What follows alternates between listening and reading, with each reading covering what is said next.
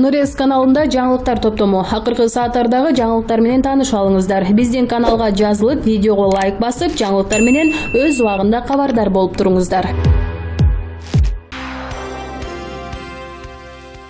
Жылдын сахна адамы 2019 намынын жеңүүчүсү Сезбек Искеналиев аябай кубанып жатканын билдирди. Аябай кубанычтамын. Чындыгында сюрприз болду. Адамдын эмгеги бааланган эң чоң бакыт. Чычкан жылын утурлай ушундай сыйлыкка ээ болгонум мага майда эле жакты. Эми талкалайбыз да, дейт Искеналиев. 14 декабрда Бишкек шаарындагы Бишкек парк соода борборунда Суперинфо жана Супер KG порталы уюштурган колдонуучулардын добушу аркылуу жеңишке жеткен. Жылдын суперлерин сыйлоо аз эми өтүүдө. Добушка маданият жана шоу-бизнес тармагында бул жыл ичинде тыным албай иштеп, тер төгүп эмгектенген ырчы актриса, вайнер, режиссерлор коюлган.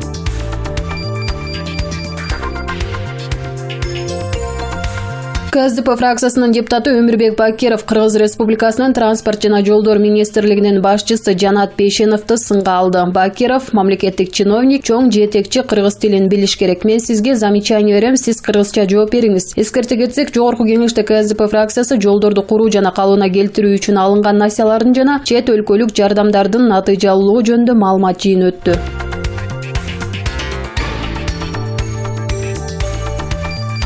Бишкектин 1-май райондук сотунун судьясы Адылбек Субанкулов жогорку кеңештин мурдагы депутаты Равшан Жээнбековду 9 февралга чейин камакка алууга чечим чыгарды. Бул тууралуу Азаттык радиосуна анын адвокаты Замир Жошев билдирди. Жактоочу саясатчыга күбөлөрдүн гана көрсөтмөсү менен кине тагылганын кошумчалады. Мунун алдында Равшан Жээнбеков өзү журналисттерге кыскача маек куруп, анын бирөөнүн курулай сөзү менен гана айыптап жатышканын айткан. Ал бийлик коррупция менен күрөшө албай, жакырчылыкты жеңе албай калганда демократиялык көз караштагы саясатчыларды камоо менен алектенип жатканын кошумчалаган. Равшан Жээнбеков 12 декабрда Ички иштер министрлиги тарабынан кармалган. Аталган органдын басма сөз кызматы тараткан маалыматка ылайык Жээнбековго Жазык кодексинин 244-беренеси барымтага алуу жана 264-беренеси массалык баш алмандык уюштуруу боюнча айып коюлган. 14 декабрда буга дагы бир берене 309-берене бийликти күч менен басып алуу кошулганы кабарланды. Оппозициячыл саясатчы Равшан Жээнбеков 7-8 августта мурдагы президент Алмазбек Атамбаевди кармоо маалында Кой Таш айылында болгон үчүн буга чейин Ички иштер министрлигине суракка чакырылган.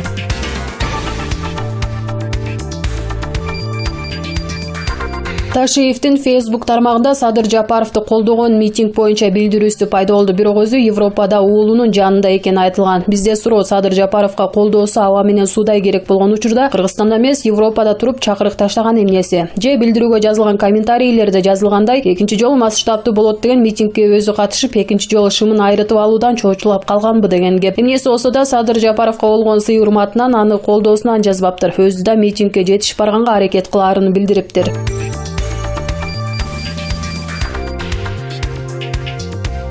Мамлекеттик миграция кызматы Россиянын Хабаровск шаарында кыргызстандык жарандардын катышуусунда болгон окуя боюнча билдирүү таратты. Аталган кызматтын маалыматы боюнча Васильев ЧЧКсынын автопаркында иштеген кыргызстандык жарандар Россиянын улуттук гвардиясынын кызматкерлери тарабынан сабалган. Миграция кызматынын төрагасы Болотбек Ибраимжанов Россиянын Ички иштер министрлигинин башчысынын биринчи орун басары Александр Горовой менен сүйлөшүүлөрдү жүргүздү. Ал бул факт боюнча дыкат иликтөө жүргүзүлөрүн жана кылмыш иши козголгонун билдирди. Миграция кызматынын төрагасы Ибраимжанов окуяга катышкан кыргызстандык жарандар менен телефон аркылуу сүйлөшүп, алар мажбурлап кармоо, сабоо болгонун тастыкташты. Анын кесепетинен Кыргызстандын 2 жараны ооруканага түшкөн. Ал эми кармалгандар кийинчерээк бошотулган. Бул маселе миграция кызматынын көзөмөлүндө деп айтылат маалыматта.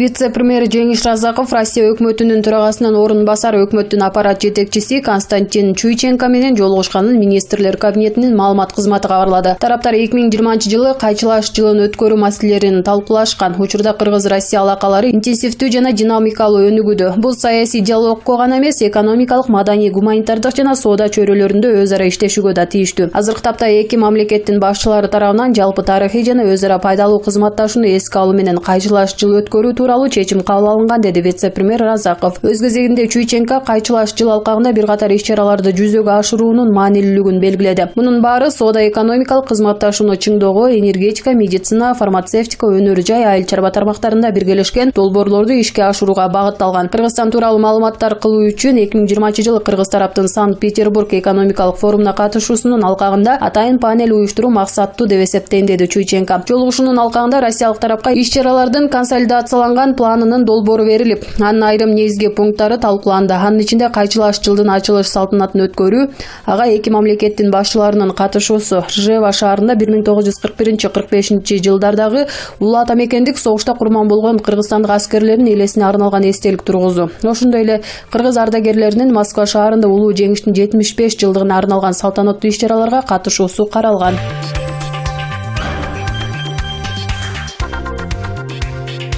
АКШнын мамлекеттик катчысынын Түштүк жана Борбордук Азия иштери боюнча жардамчысынын милдетин аткаруучу Элис Юэлс Твиттерге бир тууган Матраимовдордун Азаттык радиосуна Клоп жана 24 KG басылмаларына карата ийри суммада койгон долбооруна байланыштуу комментарий калтырды. Эркин маалымат каражаты демократиянын ажырагыс бөлүгү болуп саналат жана ошондуктан биз Кыргызстандын бийлигин сөз эркиндигин Конституцияда көрсөтүлгөндөй колдоого алууга чакырабыз деп келтирет бюро Элис Юэлстин сөзүн. Түштүк жана Борбордук Азия иштери боюнча бюро социалдык тармактарындагы баракчасында 3 медианын банктык эсептери камактан чыгарылганын колдоду. Азаттык радиосу ОССРП жана анын Кыргызстандагы өнөктөшү Клоп маалымат агенттиги чогуу жүргүзгөн иликтөөлөрдө Кыргызстандан бир нече жылда 100 миллиондогон доллар чыгарылып кеткен ашкереленген.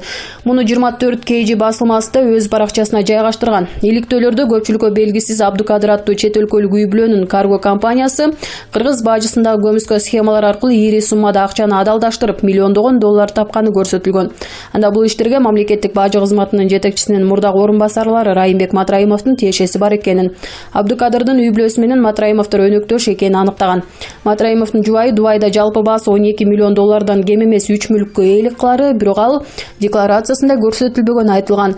Райымбек Матраимов иликтөөдө айтылгандар менен макул эмес экенин билдирген. Бир туугандар Райымбек жана Искендер Матраимовдор, алардын жубайлары жана үй-бүлөлүк Исмайыл Матраимов атындагы фонд сотко кайрылган. Алар Матраимовдордун кадыр баркына доо кетирген деп Азаттык радиосунан кабарчы Али Токтакыновдон Клоп жана 24 KG сайттарынан жалпысынан 60 миллион сом өндүрүп берүүнү өтүнүшкөн.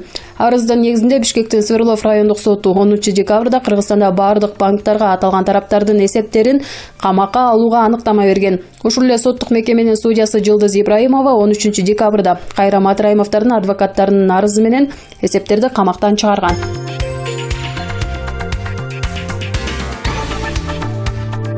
Кыргызды түндүк түштүк кылып бөлгүсү келген саясатчыларды артка таштап, эми айылдык шаардык кылып бөлүү мезгили келген окшойт. Бул пикир Кыргызстанды 1,5 жыл башкарган, расмий түрдө элдин добушу менен шайланбаган өткөл мезгилдин президенти Роза Отунбаеванын оозунан чыккан ириген сөздөн кийин чыгып жатат. Урматтуу Роза Исаковна, сиздин биз силердин деңгээлиңерге түшүп артка кете албайбыз. Айылдыктар кичине ойлонгула. Өзүңөрдүн маданиятыңарды көтөргүлө. Бүгүн современный искусство деген бар деген сөзүңүзгө айылдык жигит катары жооп жазып олтурам. Саясаттагы санаалашыңыз, сүзөңгүлөшүңүз айтылуу Бульдозор Азимбек Бекназаров досу Алмазбек Атамбаевга унчукпай койгонго укугум жок деп жазгандай, сиздин элди экиге бөлүп айылдыктарды заманбап маданиятты түшүнбөгөн деңгээли төмөн деген сөзүңүзгө унчукпай баш ийкеп олтуруунун өзү чоң күнөө. Сиздин түшүнүгүңүз боюнча маданиятты шаардыктар гана түшүнүп, айылдыктар тезектерип жүрүптүр да. Дүйнөнү дүңгүрөтүп биз деген көчмөн кыргыз элибиз, көчмөндөр цивилизациясы бизден тараган деп ааламга кыйкырык таштап жатабыз. Улуу дөөлөт, каада салт, үрп адат кыргыз маданиятынын очогу болгон көчмөн маданиятын шаардыктар сактап келдиби же сиз жаман көргөн айылдыктарбы? Современный искусство деп тырдай жылаңач кыздарды эл аралатып, төргө катындын түрсүгүн илип алып, көргөзмө өткөргөн жерге ысымы берилген СССРдин эл сүрөтчүсү, социалдык эмгектин баатыры Гапар Айтиевдагы Төлөйкөн деген айылда төрөлгөн. Аялдын жан жерин сүрөткө тартып, келгендерге мактануу менен көрсөткөн, сиз мактанган көргөзмө өткөн жер. Кыргыз маданиятынын көзгө басар болуп саналып, СССРдин эл артисти, Кыргыз өңү Чокморовдун өңүндөй деген баага татыган. Чоң Таш деген айылда төрөлүп өскөн Сүймөнкул Чокморовдун эмгектери илинген, баасы америкалыктардын бүтүндөй акчасын жыйнап келсе да сатылбай турган куттуу жай. Сиз ушул Гапар Айтиев менен Сүймөнкул Чокморовдагы айылдыктар маданий деңгээли төмөндүр. Азыр тирүү болгондо дагы современный искусствону түшүнүшмөк эмес. Алардын маданий деңгээлинен азыркы маданият кыргыз эли үчүн жогору деп баалайсызбы? Же атайлап эки улуу адамдын маданий мурастары турган жерге кыргызга жат маданий көргөзмөнү уюштурдуңарбы? Айылдыктарды жылаңач маданиятты түшүнбөгөн мырк деп эсептеп, өзүңүздүн маданий деңгээлиңиз канчалык экенин көрсөттүңүз. Кыргыз эл деп канчалык күйөрүңүздү дагы далилдеп бердиңиз. Анык жүзүңүздү кыргыз эли эми даана көрдү. Жүзүңүздү ачып бергениңиз үчүн сизге чоң рахмат. Мындан кийин сиздин ким экениңизди билип жүрөбүз. Аламга аты чыккан, кыргызды чыгармалары менен тааныткан даанышман, ойчул улуу жазуучу Чыңгыз Айтматов айылда төрөлүп, чоңоюп, андан кийин шаарга келип, кийин атагы алыска кеткен белгилүү инсанга айланды. Жылаңач маданиятыңыз же современный искусствону түшүнгөн сиздин маданиятыңыз Чыңгыз Айтматовдун маданиятынан жогорубу? Кыздарды жылаңач чыгарып, жарым-жартылай жылаңач болгон кызга ичеги арттырып коюп, кыргызга улуу иш жасап жаткандай жылмайып жүрдүңүз. Кыргыздын кыз келини качан ичегини жарым жылаңач болуп артчу эле, качан кыргыз катындын түрсүгүн төргөлгенин көрдүңүз. Бул сиз үчүн нормалдуу эле көрүнүш, заманбап маданиятпы? Жаштарга акыл айтчу байбиче, жашына келип калганыңызда ириген сөздү сүйлөбөй өзүңүз алектенип жүргөн атактуу инсандардын китептерин которууну уланта берсеңиз жакшы болмок. Роза Исаковна, сиз заманбап искусство деп кыргызга жаңылык катар киргизип жаткан маданиятты кыргыз эли илгери эле басып өтүп койгон. Кыргызда төө чечмей деген оюн болгон. Муну өзүңүз деле билсеңиз керек. Бул оюнду байлыгына чиренген байманаптар, современный тил менен айтканда олигарх башкаруучулар той өткөргөндө шакаба чегүү үчүн өткөрүшкөн. Эки көзү байгеге толтурулган куржуна артылган төөнү ортодогу казыга байлап, байгени утам деген жылаңач аял төөнү тиш менен чечип кетсе утуш анык болгон. Төөнү жылаңач аялга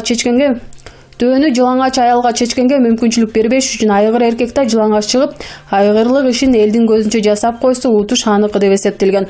Кыргыз бул оюнду каада салтка, маданиятка туура келбейт деп эч ак токтоткон. Эл башкарган Курманжан Датка энебиз Айтулуу Жаныбек кызынын өзөгүндөгү тоюнда төө чечмей деген оюнду бир эле сөз менен токтотуп койгон дешет.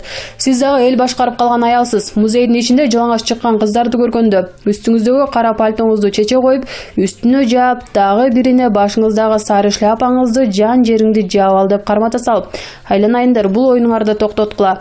Океандын ары жагында күнү түнү ойной берсеңер болот. Кыргыздын кутун учурбагыла, азыр жыйыштыргыла деп айтсаңыз жарашмак. Антип айтмак түгүл, заманбап маданият нормалдуу эле көрүнүш. Болгону айылдыктар маданий деңгээлиңерди көтөргүлө деп накта маданиятсыз кишинин сөзүн сүйлөгөнүңүзгө жол болсун. Эл башкарган адамдын оозунан мындай сөз чыкпайт. Айылдыктар маданий деңгээлдерди көтөргүлө. Силердин деңгээлиңерге түшүп артка кетпейбиз деген сөздү айтууга сизде моралдык укук дагы жок. Сизди ушул деңгээлге алып чыккан шаардыктар эмес, айылдыктар экенин унутпаңыз. 1992 жылдан баштап мамлекеттик кызматтарда иштеп, айылдыктар төлөгөн салыктын эсебинен айлык алып жашап келдиңиз. 2005 жылы биринчи революцияда түштүктө шаардыктар эмес, айылдыктар сизди колдоп турганын эсиңизден чыгардыңызбы? Ошол жылы Ошто Анвар Артыков экөөңөрдү 19 марттан 20 мартка караган түнү кармап кетип камаганда. Жалал Абадта айылдыктар чогулуп келип, облустук администрацияны басып алып, облустук бийликти кулаткан тууралуу маалымат бардык жакка тарап. Анвар Артыков экөөңөрдү ошол күнү кечке маал камалып жаткан жериңерден чыгарганын кантип унутасыз? Эл Жалал Абадты басып албаганда биз түрмөдө чирип кетмекпиз деп элди башкарган адамдын колун өпкөнүңүздү да эстен чыгардыңызбы? Же сизге айылдыктар ошондой кыйын учурда өмүрүңүздү сактап калыш үчүн, же бийликке алып келип олтургузуш үчүн гана керекпи? 2007 жылы КСДПтан депутат болуп парламентке келип отурдуңуз. Ал партияга да сизди алып барган Эдил Байсалов дагы айылдык кара тору жигит. Ошол айылдык жигиттин эмгеги менен КСДПга мүчө болуп, депутаттык мандатты агынгансыз. Айылдык жигиттер сиз үчүн кандай жумуш аткарганын ушул мисалдан эле билип жүргөнүңүз оң болсо керек. 2010 жылы кайсыл шаардык маданияттуу адамыңыз ок атылган кандуу аянтка келди? Өзүңүз баш болуп, карааныңызды көрсөтпөй качып жүрбөдүңүзбү? Сизге бийликти алып берем деп айылдык азаматтардын өмүрү кыйылды. Жок дегенде ошолордун арбагын сыйлап, айылдыктар деңгээлиңер төмөн дегенди оозуңузга албай койсоңуз жарашмак. Айылдык азаматтар өмүрүн тобокелчиликке салып, атылган окко бет маңдай чыгып, бийликти сизге алып бергенде, айылдыктар азамат эр жүрөк өнүгүүгө кадам таштагандар дагы сиздин маданиятыңыз иш-чараны колдогонуңузга сын айтса, айылдыктардын деңгээли төмөн болуп калабы? Эгер өлкөнүн өнүгүшү үчүн өз өмүрүн тобокелге салган азаматтар азыр тирүү болгондо, ишенген адамыбыз сиз болсоңуз деп бетиңизге түкүрмөк. Айылдыктарды ушундай эле жактырбай жатсаңыз, мен айылдыктар төлөгөн салыктын эсебинен пенсия албайм, бекер үйдө жашабайм, бекер унаа колдонбойм, жан сакчынын дагы кереги жок деп кол шилтебейсизби баарына? Кыргызда өздөн чыккан жат жаман, өзөктөн чыккан дарт жаман деп коет. Сиз бүгүн өзүңүздөн чыккан жат болуп, өзөктөн чыккан дартка айланып олтурасыз. Тейлгери Кайран Союз жашап турган мезгилинде жазмакын Тоголок молдонун юбилейине арналган иш-чара азыркы Сатылганов атындагы филармонияда өтүп, ага бир эле кыргыздын маданий кызматкерлери эмес, коңшу өлкөлөрдөн дагы коноктор келген. Өзбекстандан келген акын сөз кезеги келгенде сүйлөп жатып, Тоголок молдонун акындык дареметине кыргыз тоосу менен айылдын таасирин айтып келип, акын кишлоктан чикоди, шахордон акын чыкмайды.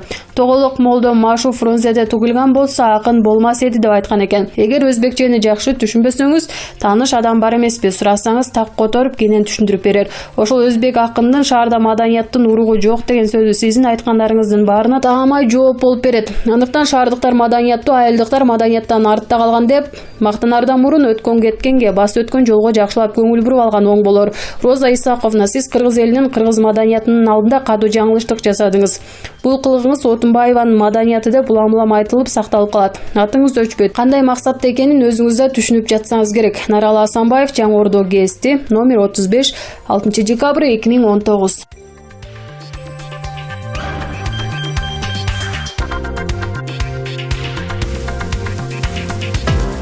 Нырес каналында жаңылыктар топтому. Акыркы сааттардагы жаңылыктар менен тааныша алыңыздар. Биздин каналга жазылып, видеого лайк басып, жаңылыктар менен өз убагында кабардар болуп туруңуздар.